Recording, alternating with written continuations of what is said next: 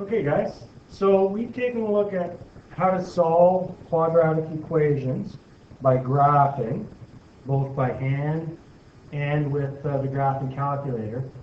But the issue, of course, is that unless you have a graphing calculator, solving those quadratic equations by using graphing is not very accurate usually, and we found that out. So today we're going to take a look at how we can do it algebraically. And so we're going to go back to our old friend, factoring, to help us out. So to start with, let's just take a look at this equation, a times b equals 0. So what do we know about a and b if that equation is true? Well, if two things multiplied equals 0, then that means that one of those two things, so one of them, has to be 0. So that means then that a equals 0 or b equals 0. So whenever we have two things multiplied together, if one of them is 0, then the whole expression will be 0. So that's something that we're going to use to help answer our questions, because when we factor things, we create situations where things are multiplied together. So when we have bracket beside a bracket, like we do here, we've got things that are multiplying together. So in this case, if we've got one bracket multiplied by another bracket, we know that either the first bracket is 0 or the second bracket is 0. So what value would we plug in for x here to make the first bracket equal to 0? Well, when it's in this form, it's pretty easy to figure out that if x is equal to -5, then that's going to make the first bracket 0, and then it doesn't matter what we get in the second bracket, because when we multiply things together, we're going to end up with 0. So x equals -5 from the first bracket.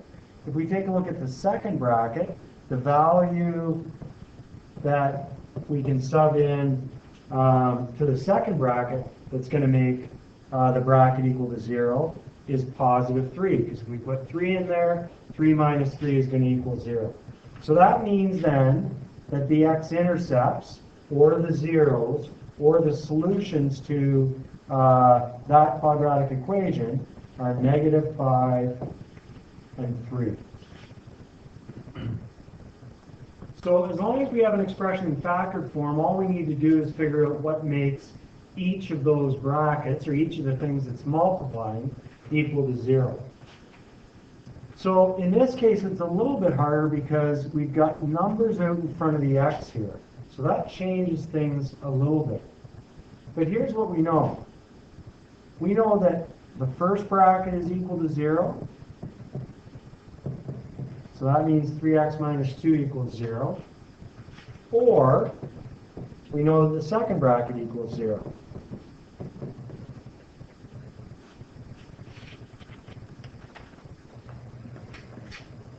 So now we can solve each of these equations for x. So here I've got 3x equals, and the -2 goes to the other side, and we get a +2. And then I divide that by 3. So that means x is equal to 2/3. Or, and in the other one here, if I move the -1 to the other side, changes to +1. So in this one, I end up with 1/4. So that means that x is equal to 2/3, or x is equal to 1/4. Okay? So notice, and it won't take you too long to figure out a shortcut. You don't always have to write this step. Can you make the jump from here to here? Can you make the jump from here to here?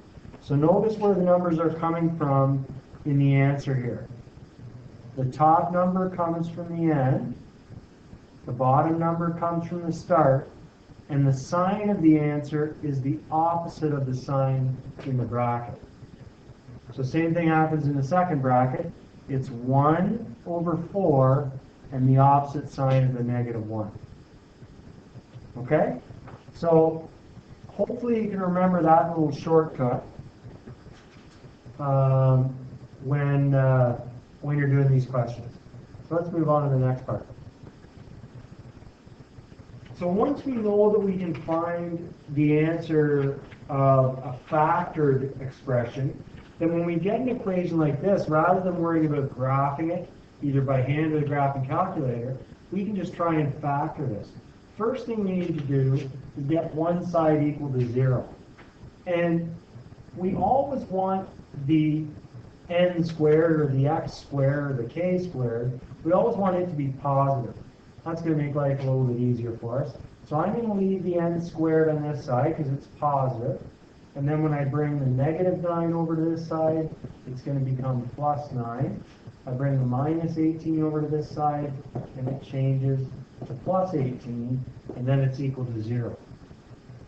And now I can factor things. So I'm trying to find two numbers that multiply to give 18 and add to give 9. So numbers that multiply to give 18 and add to give 9 are 6 and 3. Because 6 times 3 is 18, and 6 plus 3 is 9. So now I've changed it from the original expression to factored form, and now, like we just did on the previous example, I can state that n is equal to -6 or -3. And that's our solution. This one over here, move everything over to one side, equal to 0. And now I'm going to factor this. Remember our rules for factoring. We always check for a common factor first. And in this case, 3 will divide into each term here. So if I divide 3 out, I'm going to get k squared minus 11k plus, and if I divide 3 into 72, I get 24. So now I'm trying to find two numbers that multiply to give 24 and add to give -11. And now I just have a simple trinomial in the bracket. So if they multiply to give a positive and add to give a negative, then both numbers are going to have to be negative. And the numbers that multiply to give 24 and give us -11 are -8 and -3. And once we get here, we don't have to worry about the 3 in front. We just have to worry about each bracket. So our answer here is k equals 8 or 3.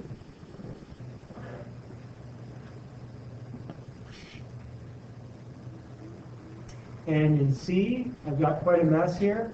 I'm going to bring everything over to one side. So this stuff I'm going to leave on the left.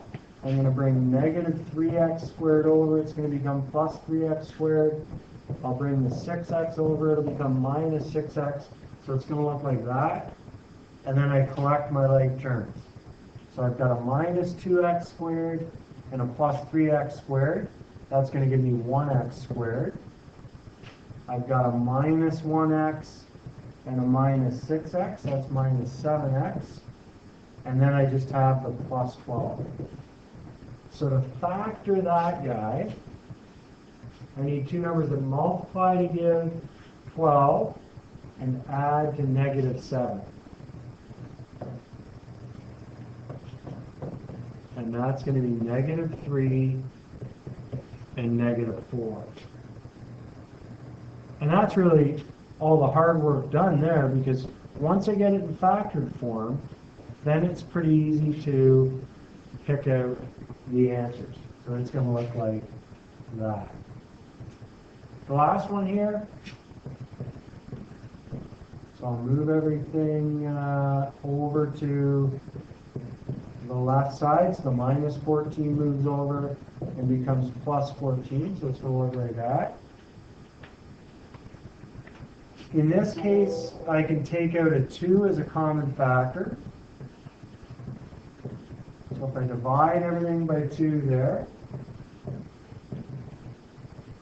it's going to look like that. And now you can see in the bracket I've got a complex trinomial. So let's see, I'm just going to move this up here and move this up so I have a little bit more room.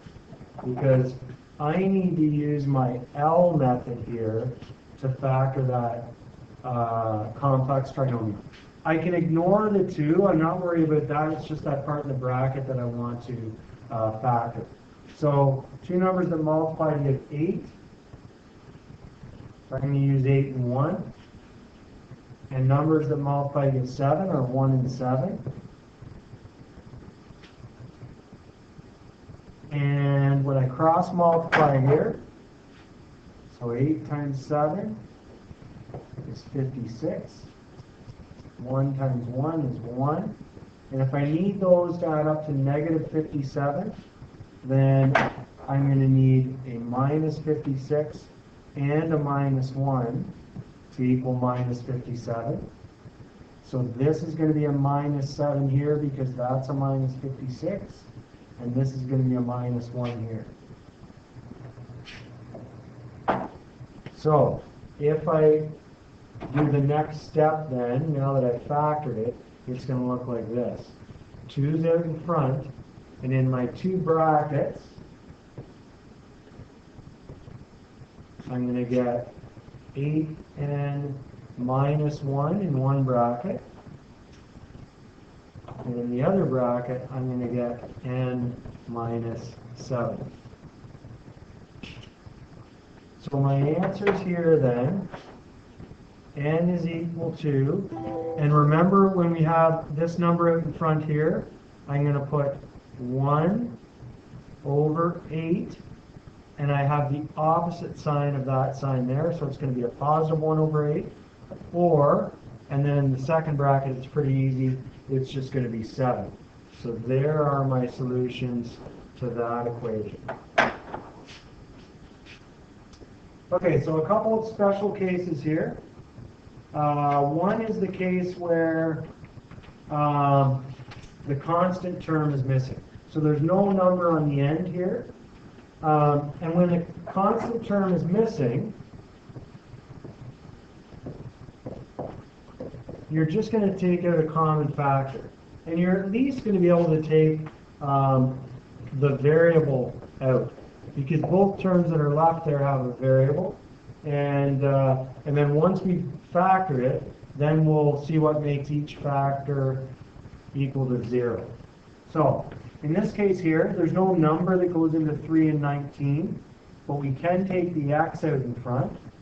So this is going to be 3x plus 19 here, so that's common factor. And then I have 2 parts here that are multiplying together. I've got this part, and then I've got the part in the bracket. So for my answer, I just need to write what makes each part equal to 0.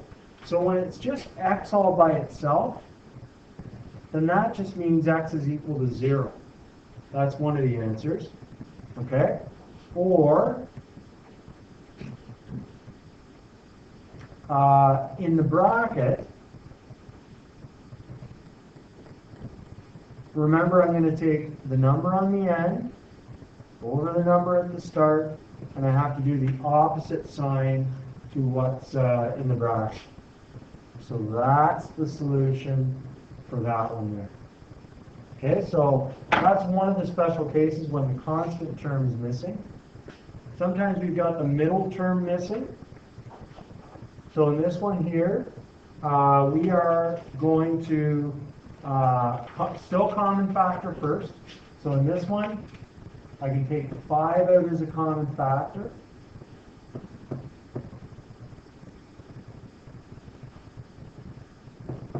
And it's going to look like that. And if you look at what I have in the bracket, that's actually a difference of squares. And a lot of times when the middle term is missing, you may be able to do difference of squares. So just be aware of that. So difference of squares means x minus 3 and x plus 3 I have in the brackets. So in this case, the answers for x are 3 or negative 3. And these are, I mean, we're just solving equations here, but they're different because they're quadratic. But if I sub those back in up here where the x is, so if I take one of those and sub them in for x, that makes the equation true. So the left side is equal to 0 if I plugged in 3 for x or negative 3 for x. Okay? And there's nothing like combining the two F words of math, fractions and factoring. So remember back when we're working with fractions and equations, we can eliminate them by multiplying each term by the lowest common denominator. So if we're looking at this example here, I've got a 6 and a 3. So the lowest common denominator is 6. I'm going to put a bracket around each term, and I'll multiply each term by 6. The reason I'm multiplying by the 6 is so that I can get rid of the fraction. So 6 goes into 6 one time. 3 goes into 6 twice. And then there's no fraction on the end here, so I just need to clean things up now. So 1 times x squared would be x squared. Then I've got a minus sign, and 2 times 4x, so that's minus 8x. And then 6 times negative 2 is negative 12. And now this just looks like one of the other equations. So we want to bring the minus 12 over to the left side, and make that equal to 0. And now I can try and factor that. And this is just simple trinomial, so two numbers that multiply to give 12 and add to give negative 8. So that's going to be negative 6 and negative 2. And remember, you can always double check. Negative 6 times negative 2 is positive 12. And negative 6 plus negative 2 is negative 8. So you know you've got the right numbers there. So then our answer at the end, x is equal to 6, or x is equal to 2. So there's the solution for that. So we'll work tomorrow in class on some questions. Actually, probably the next couple of days in class, just practicing how to solve by factoring. Have a good night.